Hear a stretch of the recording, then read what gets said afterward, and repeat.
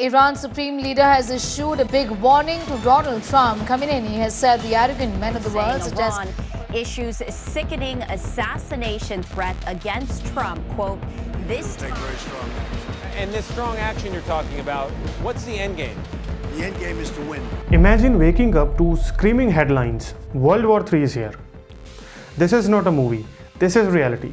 Today, we dive into the explosive conflict between Donald Trump and Iran, a conflict that changed the world forever.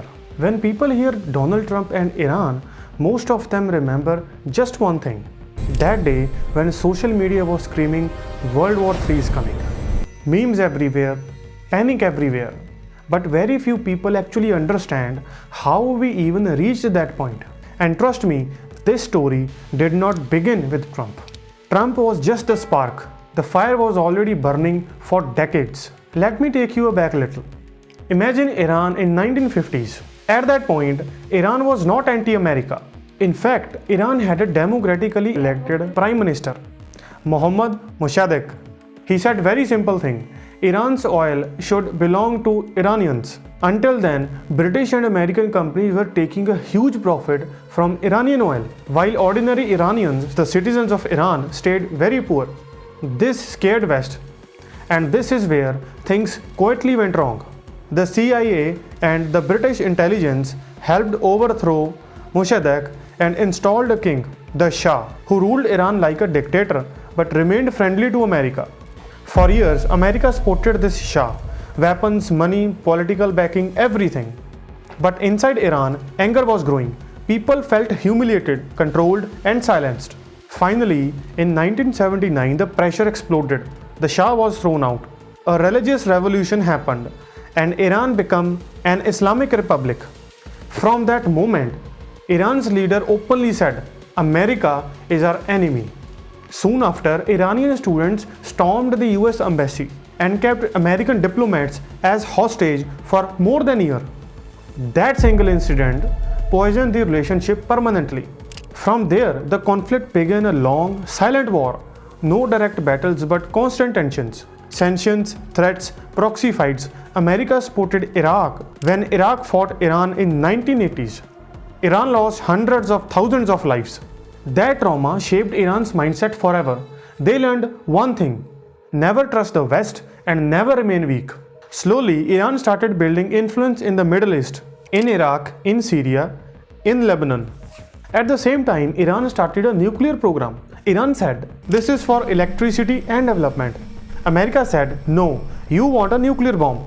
For years, this argument continued, bringing the world closer to war again and again. Then something rare happened. Diplomacy worked. In 2015, under Barack Obama, America and Iran signed a nuclear deal. Iran agreed to strict inspections and limits on uranium. In return, sanctions were lifted. For a moment, it felt like maybe this 40-year-old conflict could finally calm down. Iran's economy slowly opened. The world relaxed. But then Donald Trump became president. Trump looked at this deal very differently. He didn't see diplomacy, he saw weakness. He believed that Obama has trusted Iran too much.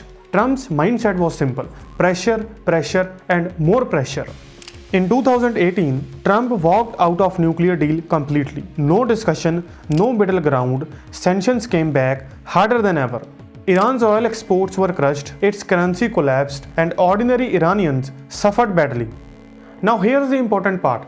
Trump believed that this pressure could force Iran to surrender. Iran believed exact opposite, that this pressure, this surrender would make them very weak. So instead of backing down, Iran started pushing back quietly. Oil tankers were attacked, drones were shot down, and American bases were threatened indirectly. The Middle East became tensed again, like a stretched rubber band, ready to snap anytime. And then came January 2020. The US killed Qasem Soleimani with a drone strike. This was not a small thing. Soleimani was not just a general, he was the second most powerful man in Iran, the architect of Iran's influence across the Middle East. Killing him was like killing the heart of Iran's military strategy. For Iranians, it felt like direct attack on their nation's pride. For few days, the world genuinely held its breath. Iran promised revenge. America moved troops, oil prices jumped, flights were cancelled, people joke about World War III, but governments were dead serious. Iran finally responded by firing missiles at US bases in Iraq, carefully in a way that avoided American deaths. It was a message, not a declaration of war. And Trump, instead of responding militarily, stepped back. That moment defined this entire conflict. But here's the part most of people miss. Even after Trump left office, this conflict did not end. It just went quiet. In the last few years, American intelligence agencies like the IAEA have repeatedly said that Iran is enriching uranium at levels that were never allowed under the old nuclear deal. In simple words, Iran today is more closer to a nuclear capability than it was before Trump tore up the agreement. This is important because it shows something uncomfortable. The pressure strategy of Trump failed to work. It actually pushed Iran to go further, to move forward quietly, silently.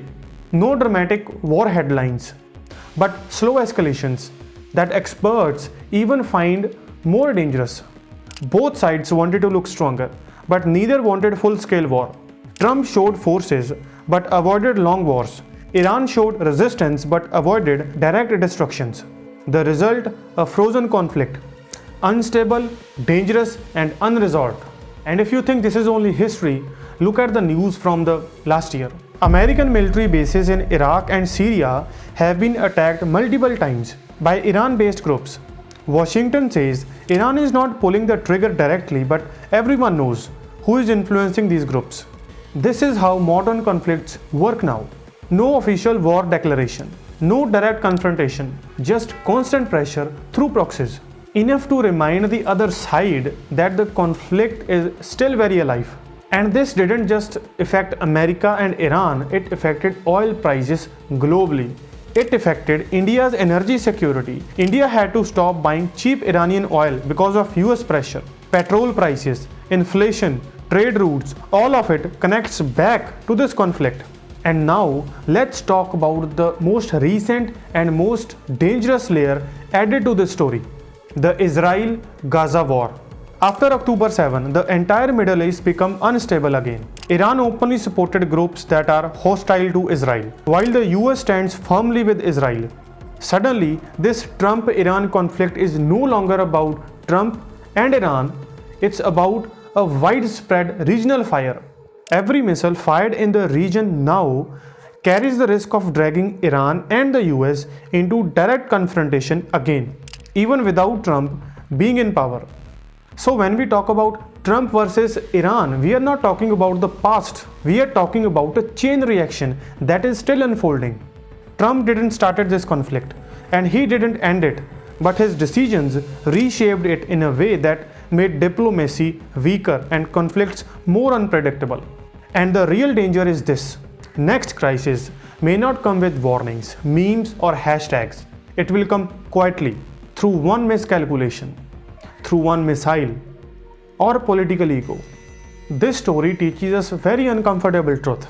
Global politics is not about good or evil.